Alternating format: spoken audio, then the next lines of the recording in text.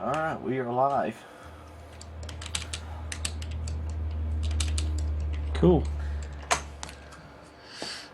So I expect any moment it to show up on the watch page.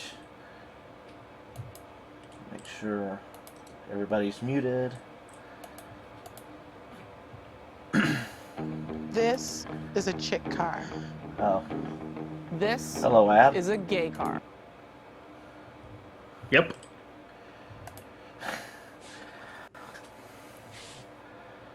Bud Light.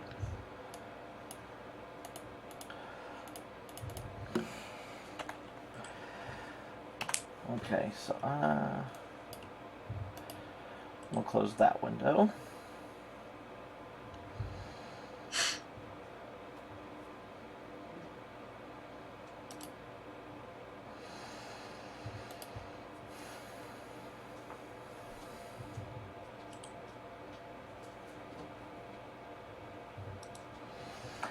I guess we're ready to go.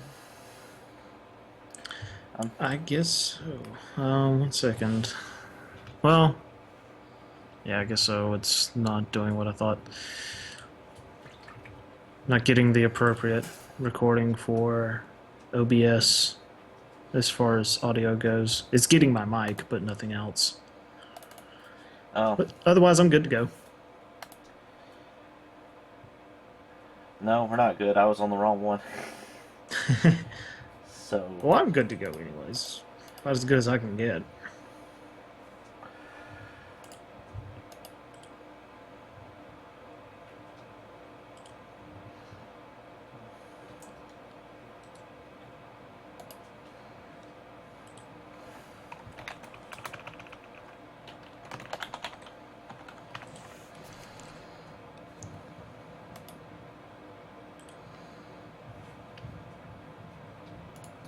yeah, since I've reinstalled everything, I forgot to put this stuff in, so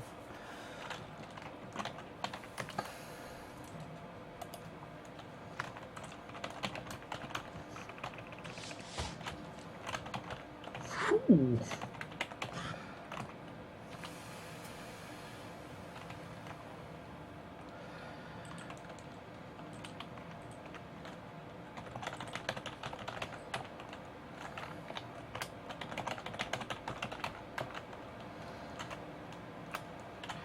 which YouTube are you promoting?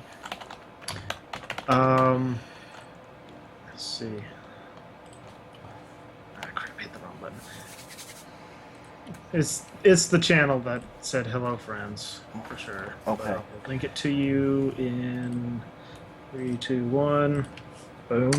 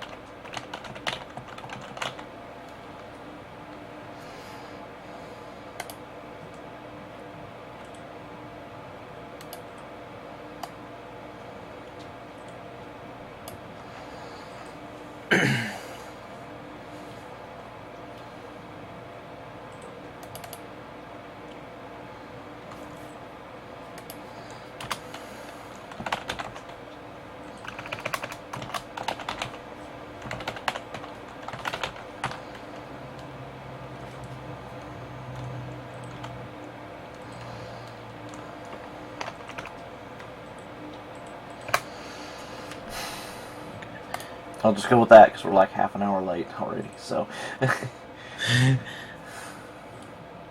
Yep. And I'll just do my audio only. It's not behaving well.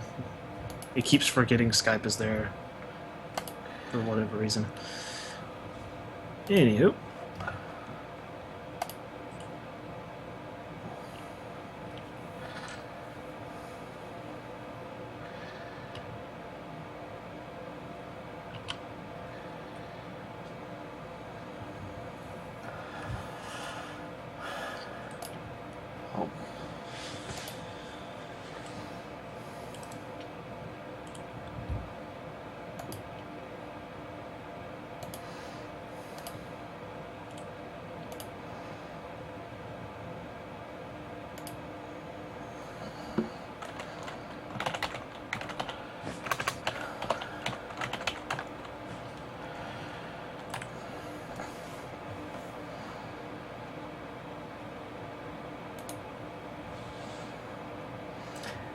Did I tell you I got us put up on SoundCloud? You told me that, or you asked me if SoundCloud was cool, and I replied yes, so yeah. I have yet to see it, though. Well, I am. I think I'm going to promote it briefly.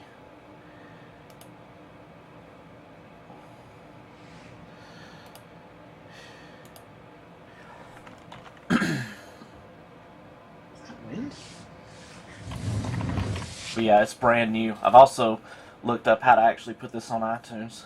It's actually not hard. Oh, really? Yeah. Cool. I've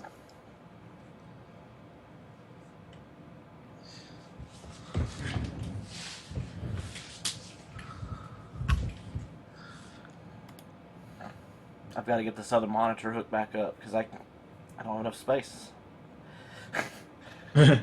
Okay, so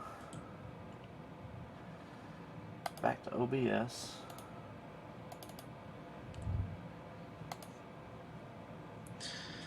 Yeah, I don't have any space on my desk either. My keyboard is currently sitting on the Xbox.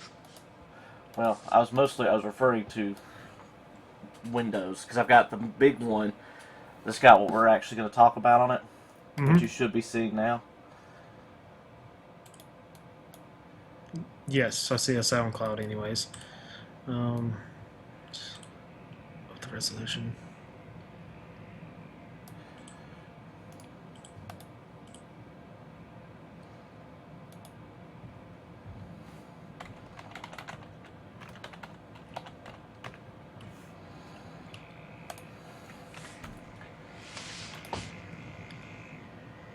Okay, that's kind of annoying.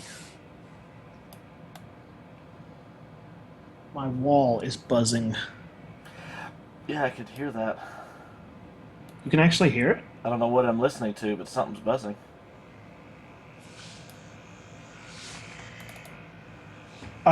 Something seems weird. Let me check.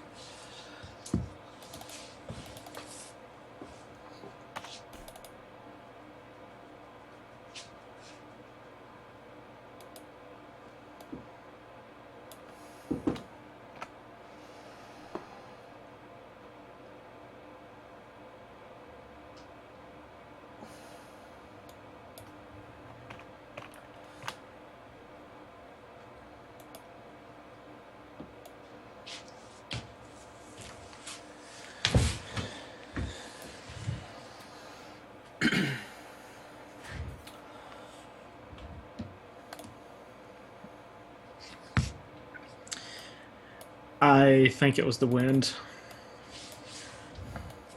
Just being a pain.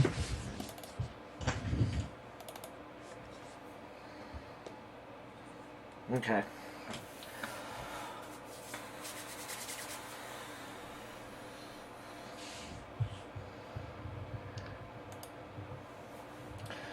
Alright, I think I may actually be ready this time. Okay.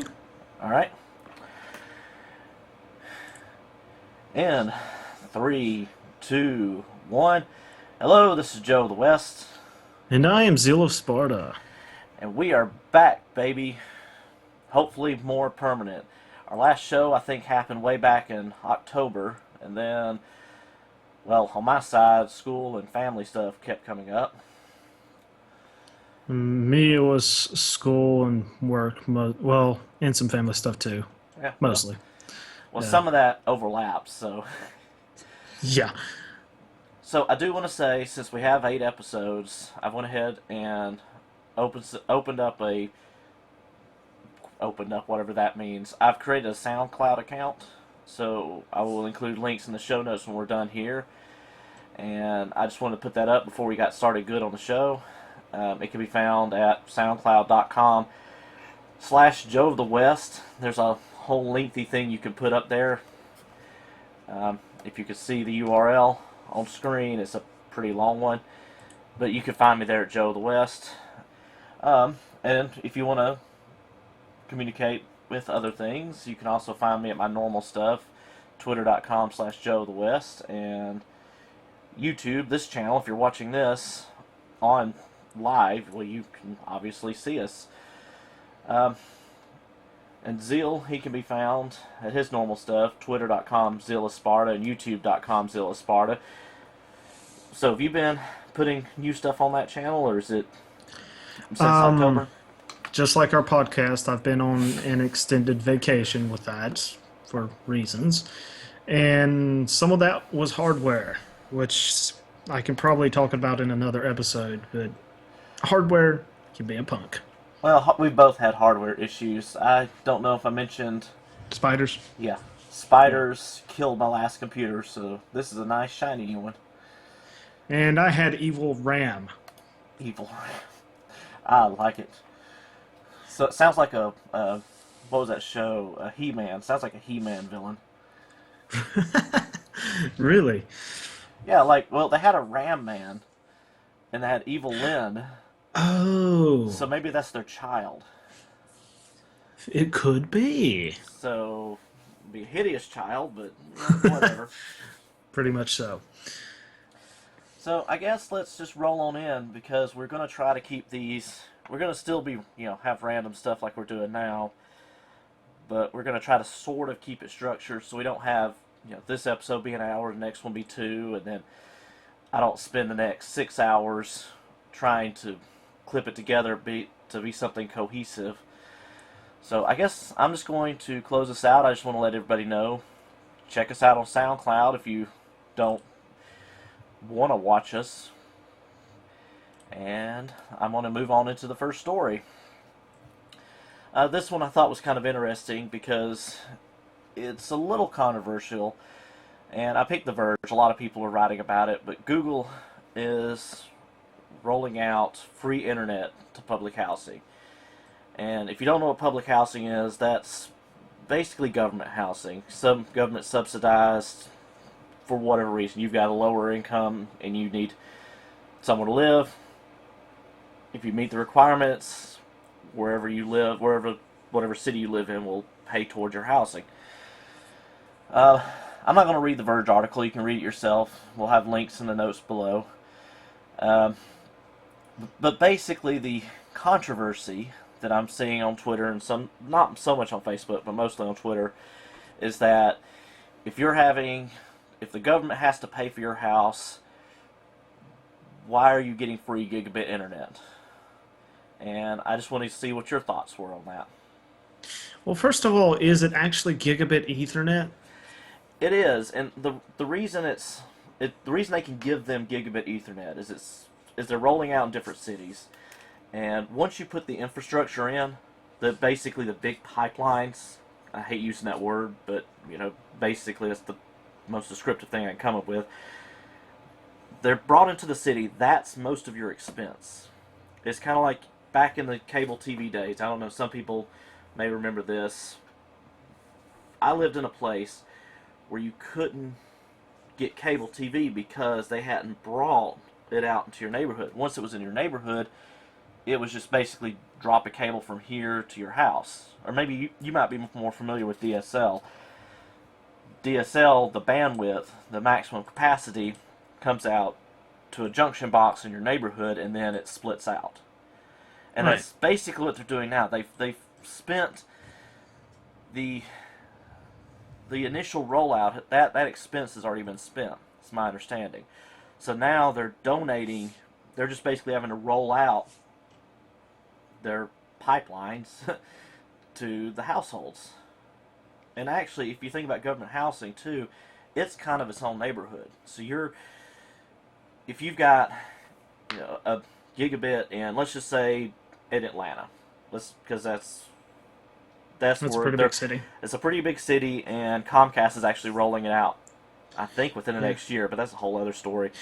Yeah, Comcast is a dominant player in Atlanta, and I believe Atlanta is one of the first 3 cities to get Google Fiber, if I'm not mistaken.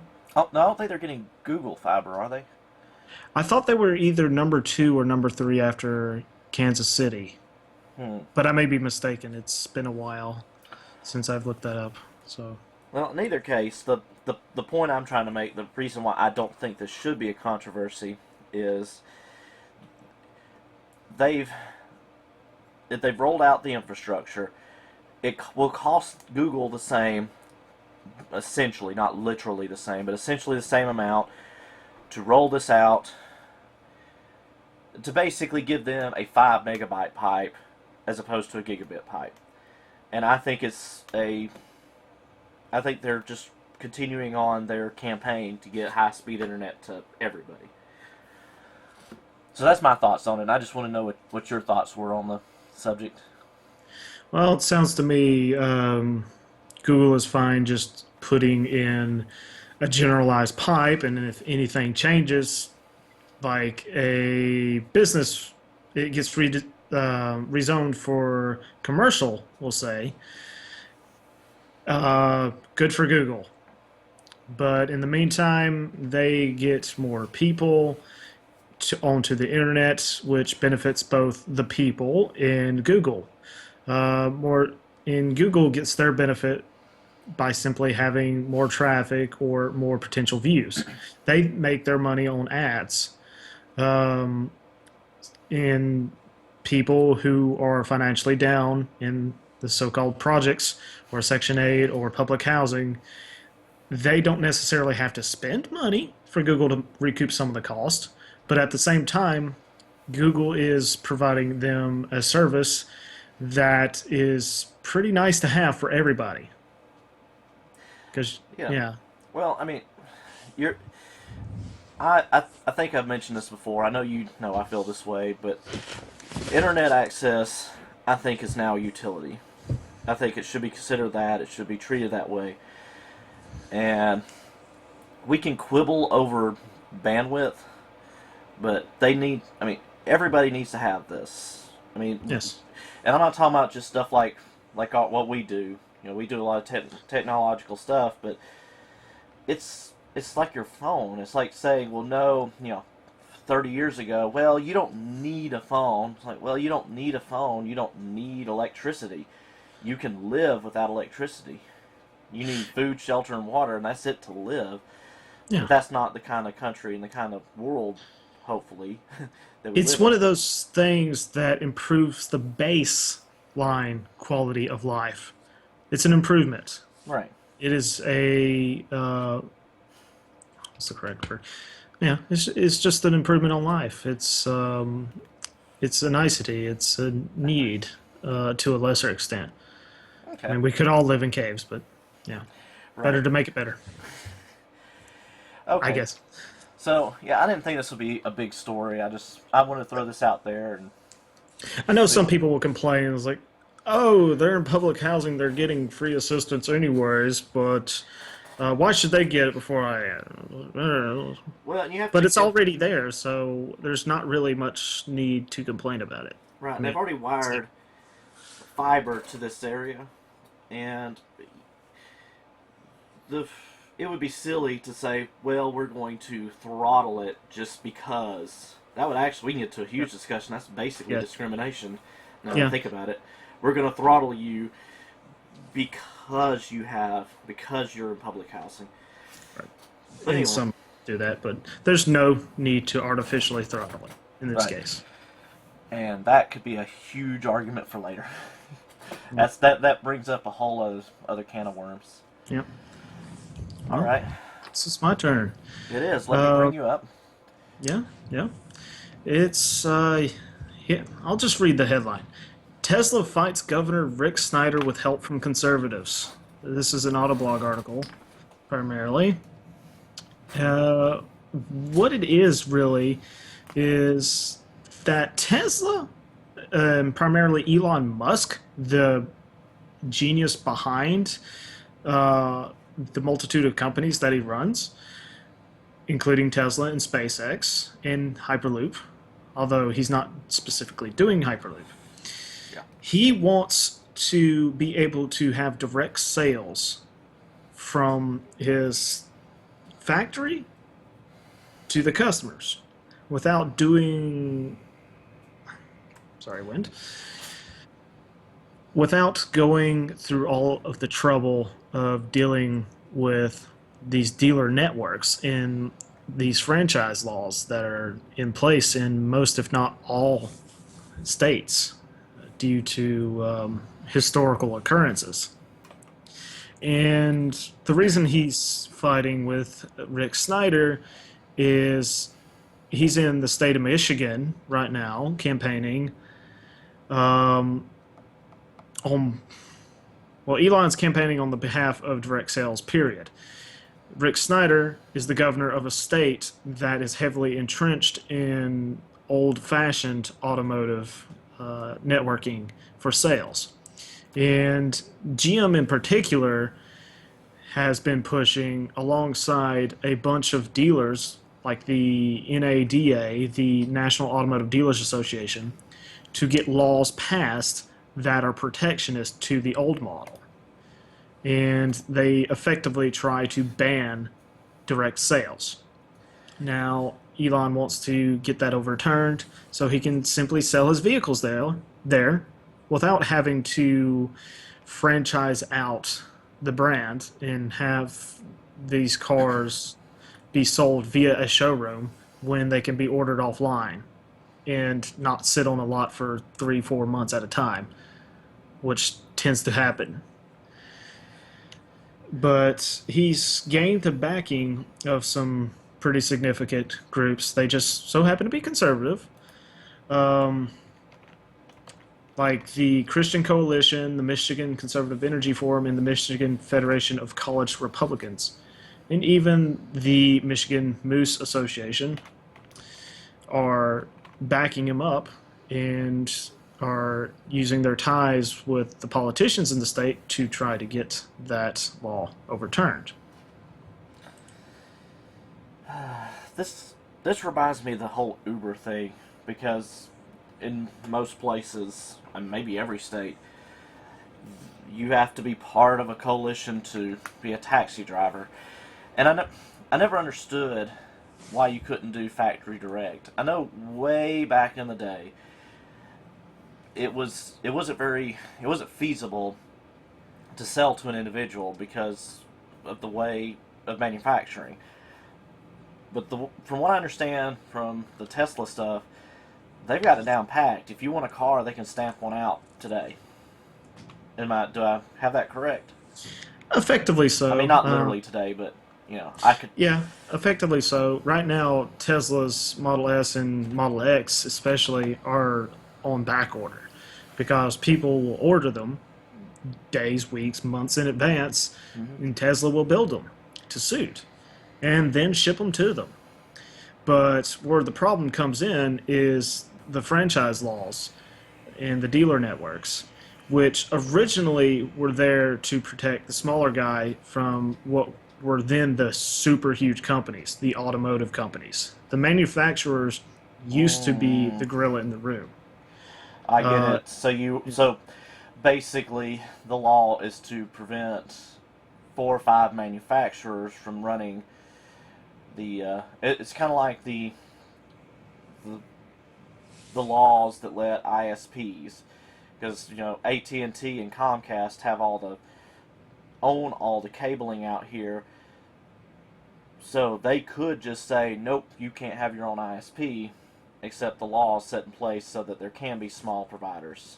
It's kind of the same thing with car dealerships. If I wanted to open a car lot, Ford could say, no, you can't sell our cars without these laws.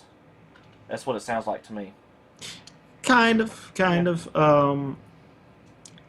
I cannot remember all the details since this is nearly century-old law.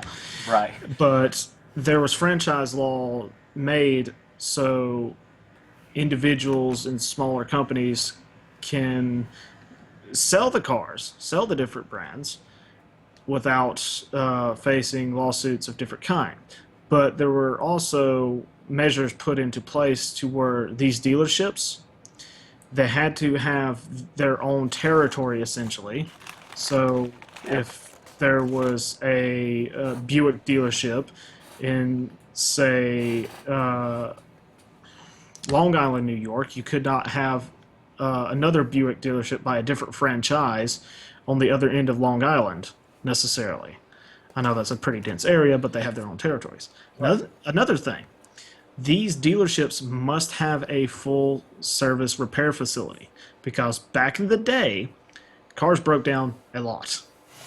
And even in the 50s, your good warranty was basically 60 days or 1,000 miles, which can be blown in like a week. Yeah, yeah. My car has 235,000 miles, so I think it's outside of that warranty. Yes. Yeah, indeed. And when it was new, it was 60,000 miles, I believe. No, that's my wife's car.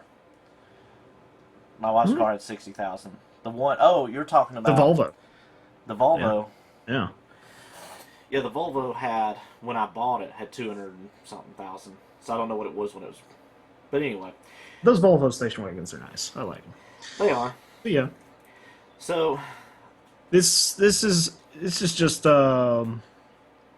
it's a complicated task that Tesla has to fight through, and I do believe some direct sales should be an option, especially for more boutique brands. The biggest issue for Tesla here is the fact that they're not a huge automaker, but these draconian laws are making it difficult for them to grow and sell in places that they need to or want to, or the customers would love to have the vehicle. And quite frankly, sometimes I guess a union would be a more appropriate analogy than the ISPs. The franchises can be a bit harsh when they throw their weight around, right. and unfair to the automakers and the customers alike. But they will take advantage of these laws and try to pinch everybody else out with their territories and whatnot. But this is effectively what they're doing. They're trying to defend tooth and nail their entrenchment law. Yeah, let's move on.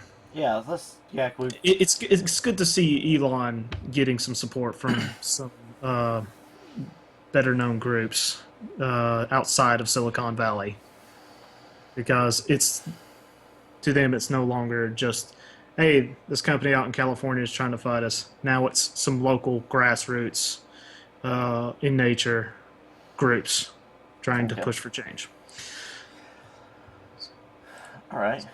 What's next on the list? Well, the next story is mine, and it's kind of weird. It's why I picked it.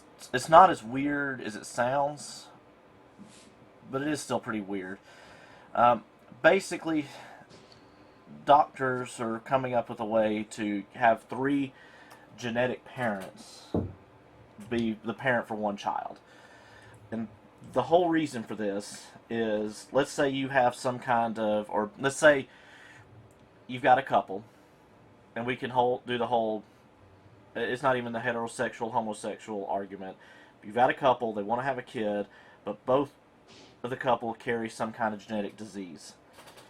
What they're doing is they're taking a template, basically taking the DNA from a healthy person, someone who doesn't have that disease, and then implanting the genes from the 2 parents, and that template basically overwrites the defective gene.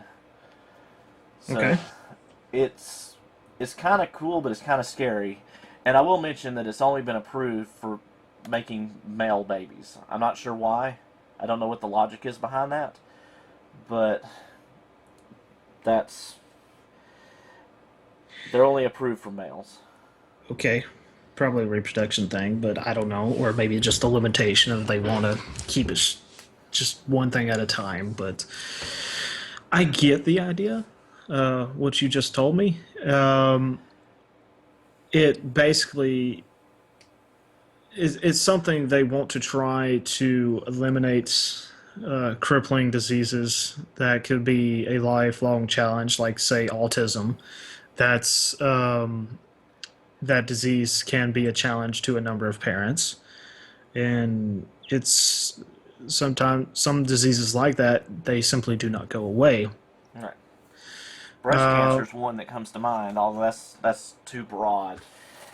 Yeah, breast cancer is definitely too broad, and it tends to be detected later on in life. Well, you can that would be detect more it. advanced. Well, the idea is like, let's say I have let's say I'm carrying the gene for breast cancer, and let's say my wife's carrying the gene.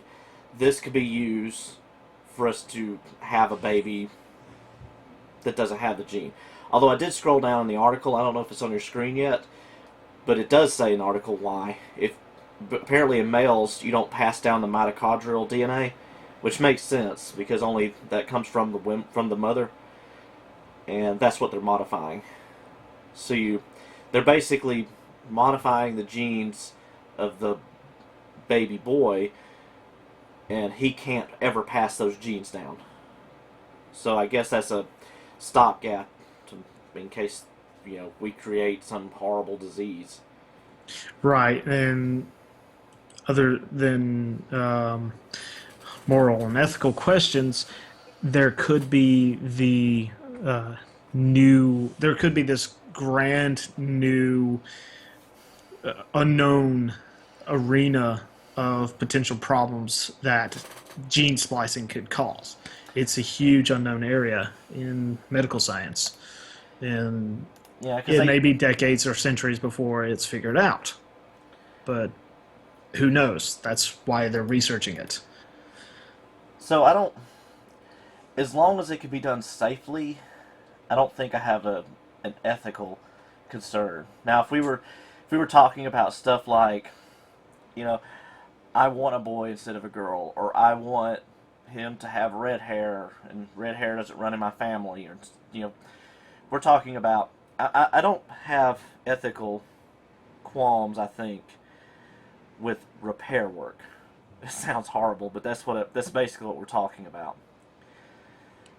As long as we're careful. Now, if something minor, like I'll use a car analogy. If I get into a wreck and my bumper's hanging off and I tape it up with duct tape because I don't know what I'm doing, and then I'm going down the road and that bumper falls off and causes a wreck, that affects that one area I'm in. But when we're talking about genetics, we're talking about stuff that may not appear for generations. And I don't remember the article I read, but apparently everybody in the world is genetically related. They're 50th cousins or less, I think is what I read. Now, I can't back that up because this has been years since I saw that article, but that does point out, you go down so many generations, we go down 4 or 5 generations, it's like, oh no, we modified this one gene and now it's mutated and now everybody has their eyes inside out. It's common ancestry. Yeah. It goes back to the Adam and Eve and evolution theory and all that stuff. There is an origin point, and it basically, like a tree, will grow in a trunk and split off into branches. It will just continue to grow. All right. Well, I think there's not a lot we could say on that because neither one of us are biologists or geneticists, if I could speak today. So yes. I think we're going to move on. And yeah. Your next not a medical expert in any length of the term. The next story, which is mine. I love this story. I don't remember. I saw it separately before you put it on the doc. Yeah, Kevin Rose pointed it out on Twitter that someone has created a DIY mirror for the Internet of Things generation. And I think it's a fun idea. What it is that this guy, whose name is Max Braun, on his Medium article, has created a mirror that displays information for the day. He basically integrated a board, running Android in this case, he tried several, that outputs the date, the time, the current weather, and what he has on his calendar. It looks not identical, but it's very similar to what my phone shows. Yes, that's basically what he intended it to do, is show you the day's information. And he basically used Android, since it was free, and some few electronic components, including a display screen, a very thin display screen that's about 1 millimeter thick, I believe. and he attached it to the backside of a two-sided mirror. You Right. know, the ones like you see in crime shows. Yes, I'm Yeah, familiar with those. I'm sure everybody is because that's a really popular genre. In Yeah, it's pretty neat. In a nutshell, it's a fairly easy DIY project with theoretically fairly low overhead. Your biggest expense is possibly the display in the mirror. I'm not sure how much a mirror of the two-sided variety would cost. And it takes up very little space, although this guy has to work on his packaging, as he notes. And it's just a cool thing for the Internet of Things. I like it. Yeah, I mean this.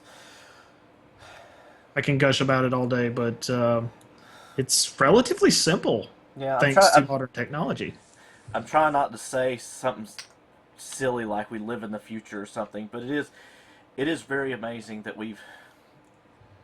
that somebody could do this, because I remember just 5 years ago this would have been science fiction. Pretty close, Yeah. yeah. I mean, or if you were to do it, it would be thousands. But now, I don't know. Did he say? I don't think he said what it cost him. Or maybe, No, yeah, I'm not gonna he's follow going him. to post a more detailed construction article later on. Um, let's see, he's only had this article posted for a few days. January 29th. Yep. Yeah, and it's pretty neat. It's great.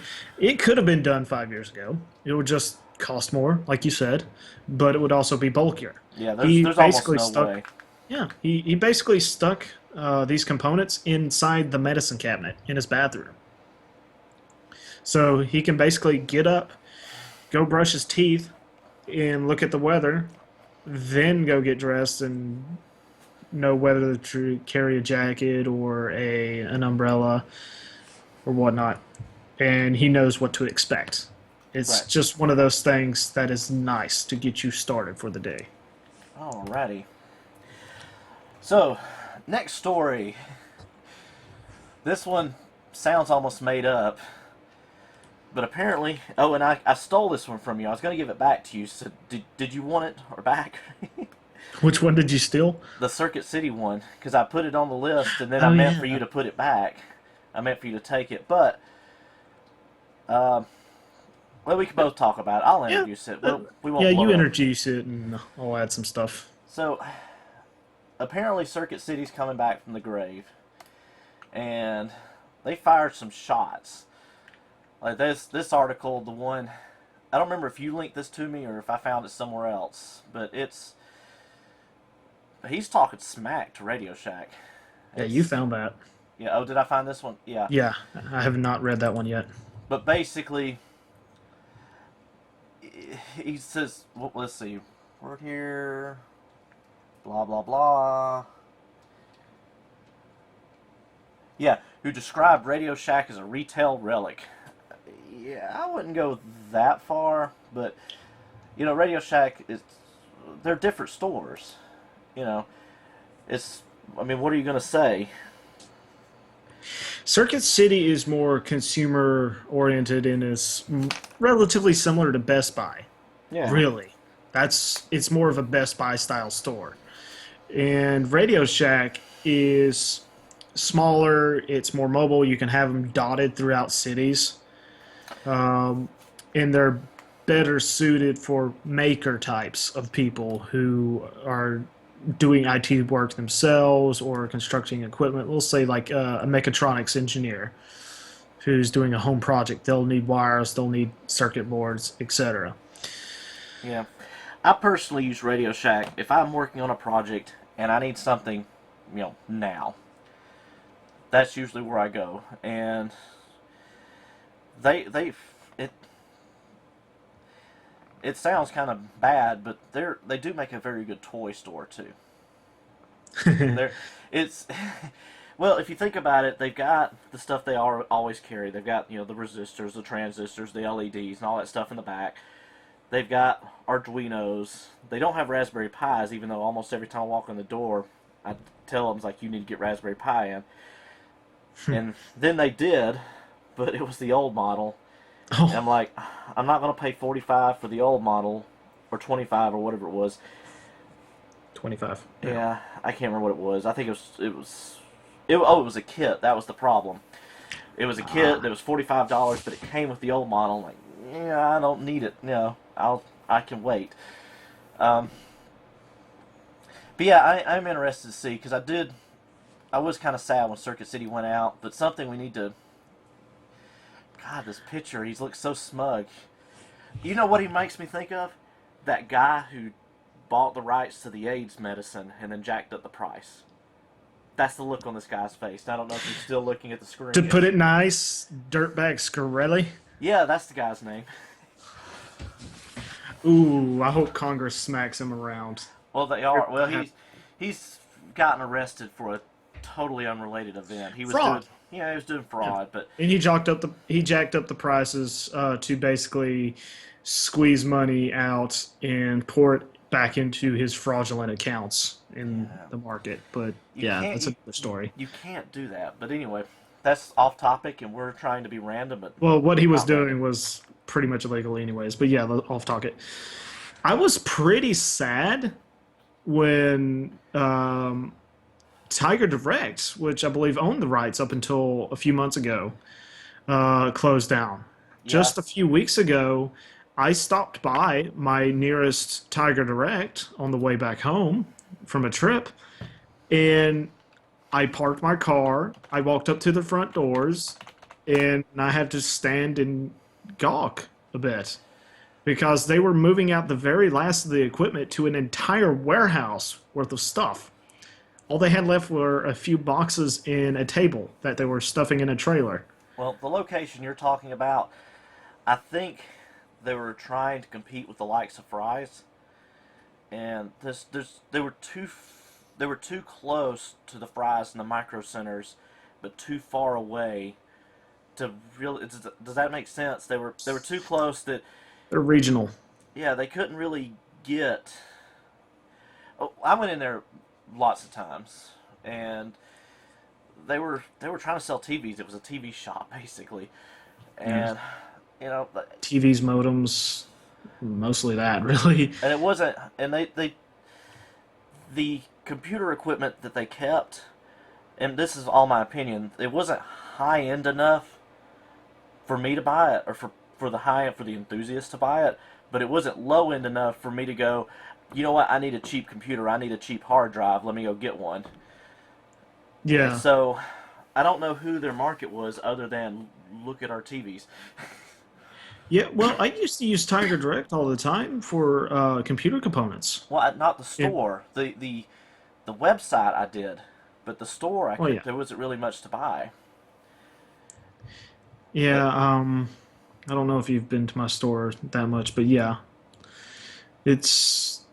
But yeah, if you go to the website, it's a little barren. I've noticed. They're definitely. I've got it up now. This is the most I've seen on it in a while. They're getting pretty. Well, the thing sparse. is, I looked not even 2 weeks before I stopped in at their store, and there was way more stuff on the site. But then I checked later after I saw the big empty warehouse store, and the website was pretty close to the warehouse. Yeah. It's just And that's the empty. part that bothers me. You're probably like 40, 50 seconds behind, but like I go to the web page, like I want to buy something. Ooh, let's buy a laptop. I've not clicked on laptops yet. Let's click on it. Oh look, it's a bunch of articles on how to choose laptops. No, I want to buy it. Yeah, and the top 10 sellers link is dead, effectively. The filters are gone. The extras are pretty much done.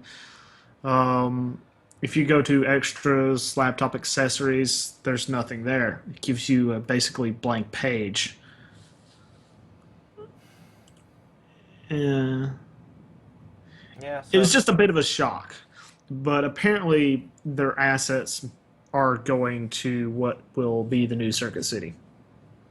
Well, and that Possibly. makes sense because I think Tiger Direct was just a shell company, really. It was, I think, I don't know which name to call it, but the same company owned them. They own CompUSA, they own Circuit City, and I think, and this is probably a good move because Circuit City is more of a recognized brand name than Tiger Direct, I think. Right.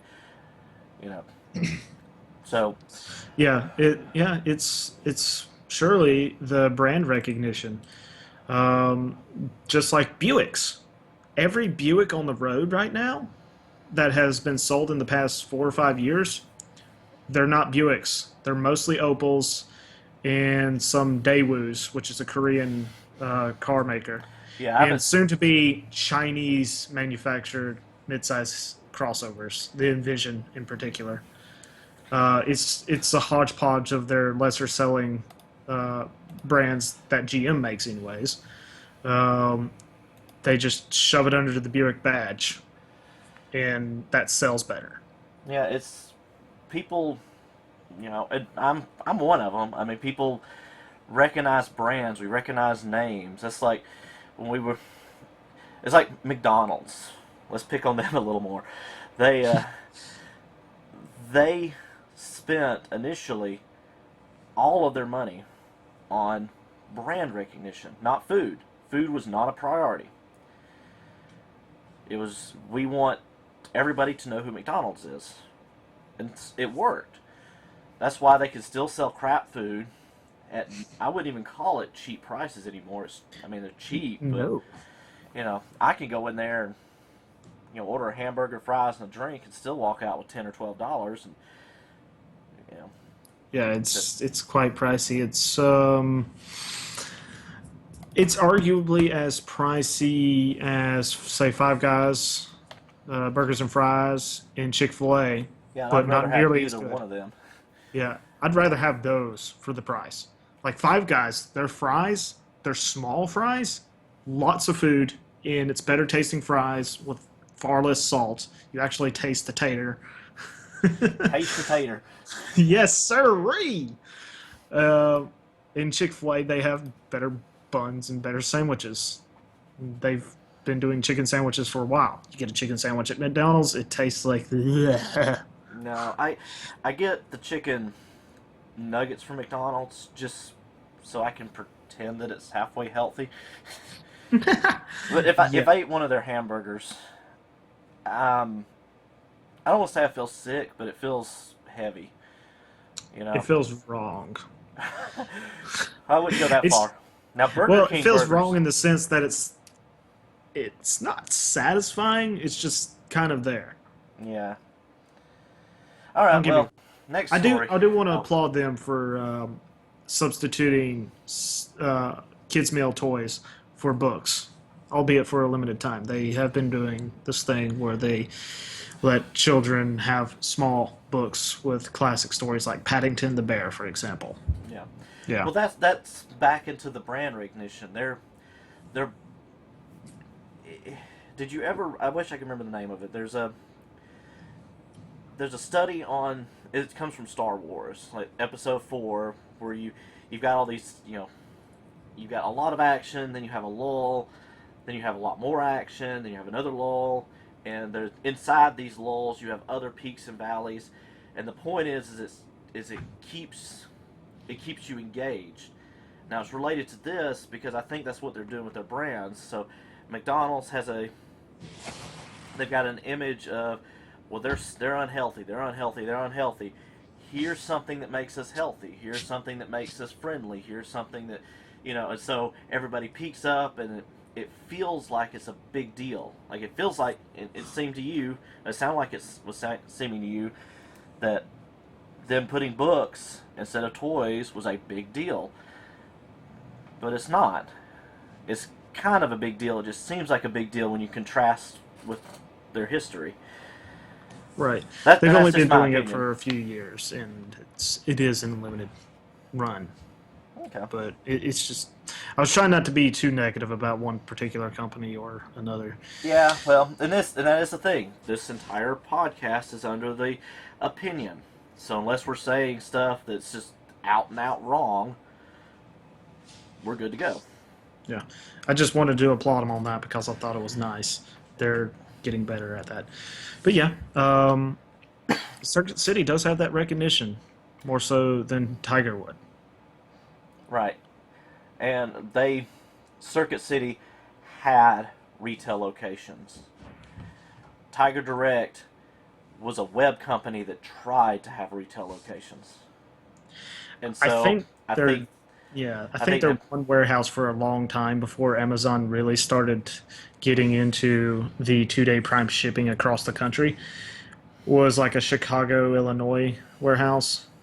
So it was still pretty far away. Well, I got to confess, I'm one of those people that I went and bought a bunch of equipment on Newegg, and I bought a bunch of it on Amazon, and the stuff that was the same price on Amazon, I just bought it from there because I'm a Prime member and I could have it in 2 days and not have to pay no extra shipping fees, and in some cases no taxes. Oh, which reminds me, I signed up for the Premier thing, basically Prime for Newegg, and Okay. apparently I can add up to 4 other people, and they don't have to be in my house. Oh, cool. Off mic, whatever. While we're not streaming, We'll talk I need about to that see about later. that. I do need to diversify my sources for shopping online. especially if they're going to go out of business. Yes, two primaries is not enough. Okay. But yeah, let's move on. Yep. Here's Last- something else that's pretty neat and makes a lot of sense, and I think everybody should be happy about it. Microsoft has been testing underwater server farms using pods, basically. Right. It's like SeaWorld, or not SeaWorld. Now, I will mention. Oh, I will it's a- interrupt you a little bit. And mention this. Yeah.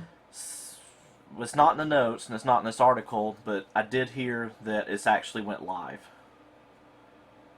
Yeah, they've been testing it. Yeah, I mean, but apparently they're actually using it for, and maybe it does say in the article, because I will admit I didn't get through all the articles beforehand. It does. If it's not on this one, which the Petrie article by Paul Thurrott, shout out, is is by far the best one I read on this. Okay, well this is the one I'm on. Yeah, I see you now. It's a cool project that Microsoft is doing. They're basically putting server machines inside of a watertight pod and dropping it into the water, into the ocean off the LA coast, I believe. And the whole purpose of this test is to see if they can cut down on the electricity use, because servers that companies like Microsoft, Google, and Facebook especially, they use a lot of electricity and they create a lot of heat just to run the machines. And since they create so much heat, they use even more electricity than the servers themselves produce or consume. Now, by dropping a server farm underwater, it effectively nullifies most of their electricity use. Because on the sea floor, it is much, much cooler and it stays stable. And there will be the thermal conductivity of the water to just actively cool them. It's like water cooling for your car or your computer. That's why you have a radiator. That's why we do not drive air-cooled VWs. Water cooling works much better. Right. Anyways, even though these things are flying through the air, water cooling is still better. And they say, from what they have learned, that it effectively makes them net carbon neutral. I don't know how that works specifically, but this sounds like a great idea, and I thought it was neat, and I wanted to share it. And they are going to scale up their tests more so as 2016 goes on, and even 2017. They just completed their first test recently. In fact, their first test lasted, it was either 6 weeks or 6 months longer than planned because it went so well. And this is just promising Hmm. because most people live near coastlines, and why not use that available real estate to house these server farms? And it will drop the electricity use, and it just works. It Yeah. just seems to make sense. I love it. The only thing, and I think somebody's made a comment that kind of answers this, I'm wondering what the environmental impact would be, because if they're warming up the seawater, I know they can't put it near coral reefs, which is probably illegal anyway, because I know if you warm up the water around the coral reefs, the reefs die. The coral Yes. dies. But if you're dumping it way out in the middle of the ocean, maybe it's not a big deal. Yeah, from what I understand in doing a little digging around, this does not have much of an environmental impact. In fact, the noise that the server farm creates is drowned out by the activity from shrimp and crabs. They don't make that much noise. And as far as the thermal impact in the ocean, it's pretty minimal because the waters are always flowing and it will spread out. And the specific heat needed to change the thermal profile of the ocean, especially to an El Nino style effect, Well, I'm not thinking would be anything tremendous. that. I'm not thinking to be that widespread. I was There's- more thinking about very local, like, you know, the coral reef example. But Yeah. The coral reef example, that might be a thing they will have to avoid because wires and cables may physically impact. I think that would be the bigger danger.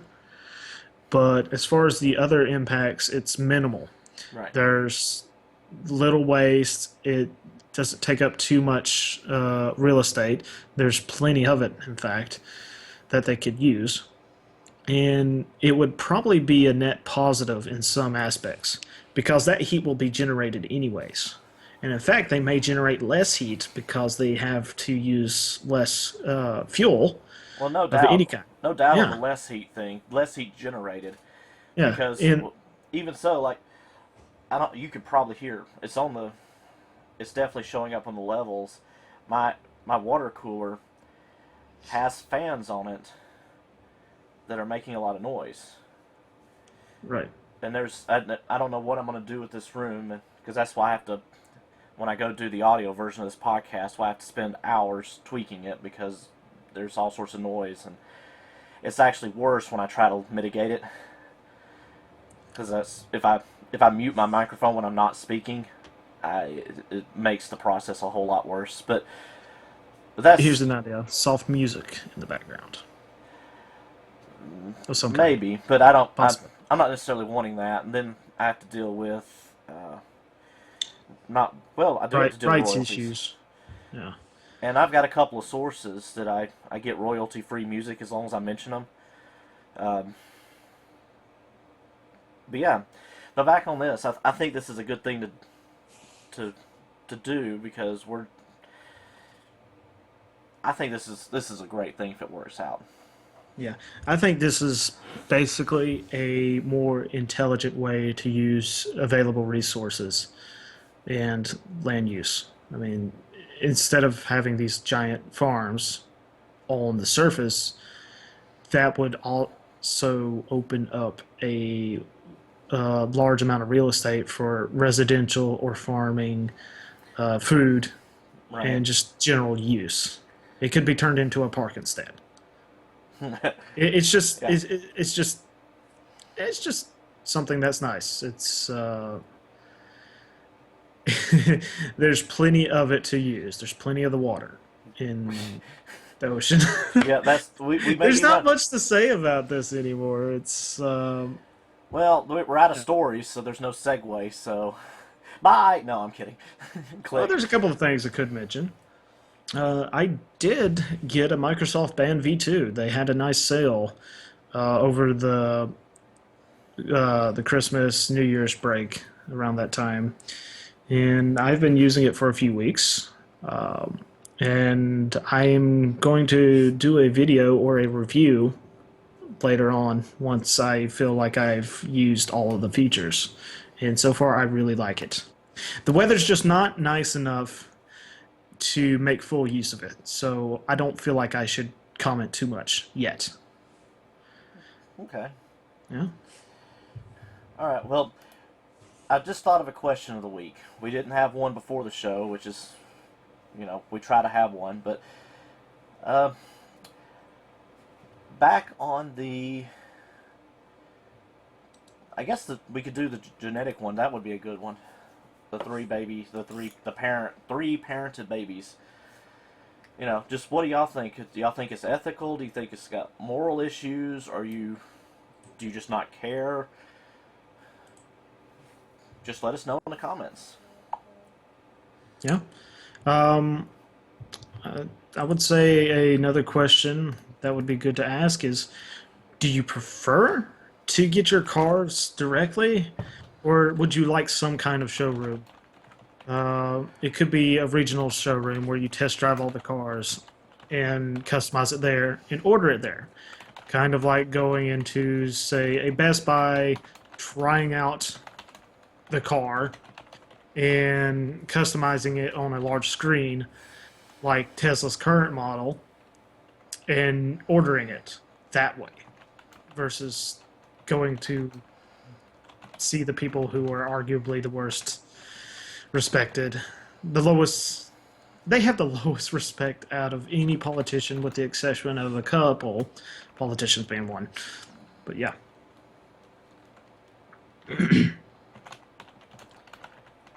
I'm just taking notes. Notes are good. Okay, so I think we ought to call this one. I think it's been fairly lengthy. I think it's hard to tell because we did have that. We were at least half an hour delayed, so we've been going about an hour. So that means we're right on time. Actually, that's unheard of. It's incredible. Yeah, we're working with a new format, people. So we'll get through it. Okay. This is enjoyable. So are you doing anything coming up this week? Mostly school stuff because this is my last semester. So pretty much as soon as I hang up with you, I'm gonna be back into actually doing classwork. Cool. I was working on turning a Raspberry Pi into a Skype box because I think if I could have that, I could turn mostly for this podcast and for when we do Let's Plays. Because if I could have you as a completely separate stream, that makes edits a lot easier. Yeah, you could edit it in as a track. Yeah. By itself. Yeah, that does sound nice. And I could do. It's just something I've been messing around with. The biggest downfall is I was trying to do it over my lunch break, and the enterprise level security we have on campus, you have to manually install certificates, which on Linux isn't that hard, but I'm running Raspbian, which is basically Debian, which is a flavor of Linux, but it's all stripped down and everything's hidden. So that was a challenge, but that's really the only thing I'm working on other than classwork. Okay. So what are you doing?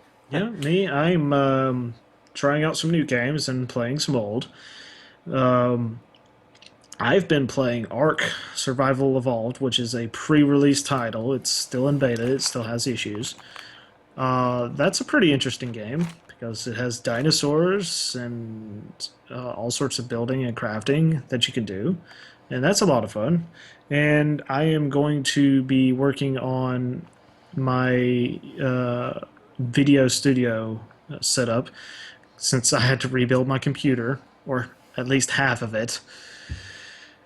Because evil RAM! Beware of bad RAM, people. It causes so many problems. Yeah, run a memory test. Believe it when it says it doesn't work. If it has any issues whatsoever, look at fixing your RAM first before anything else. It will save you money. Well, that is a pro consumer tip. Okay. Yeah, and I should be posting a video soon as I get some decent audio attached. I attempted to use YouTube's audio overlay onto the video I created in Xbox Upload Studio. Mm-hmm. But for some reason, YouTube's audio editing completely overwrites the video's audio instead of favoring one versus the other and just having them faded together. It depends on how you do it. I had to do that with one of my videos. It was an audio swap I had to do because it was a video game where apparently they used some copyrighted music that I didn't know they did. It sounded generic. It's the most generic copyrighted music I've ever heard. But anyway, I was able to fade between the two. Yeah, I went to the audio tab after I had uploaded the video itself. I used a track that I had pre-selected, and it just completely overrode it. Yeah, because There's a slider that does either only the music or favor the music, or you can favor the original audio. And I selected favor the original audio, and there was still no sound of the video itself. Yeah, which you had kind of trashes. something Yeah. went wrong there. All right, well, I think I'm gonna call it. I think we should call it because we had a lot of interesting stories, and Yeah, there were some fun little stories in there. I'm tempted to try the mirror project myself, sometime in the future, just because seems pretty straightforward and fun. Anybody can do it. yep. All right, we need an outro. We do. Da, da, da, da, da, da, da, da, da, da, da, da. Da-da-da-da-da-da-da. All right. Well, I'm just gonna call it. So I will. About to hit the button. Good night, folks. This has been Joe the West, And this is ZealofSparta. and we are out of here. Bye.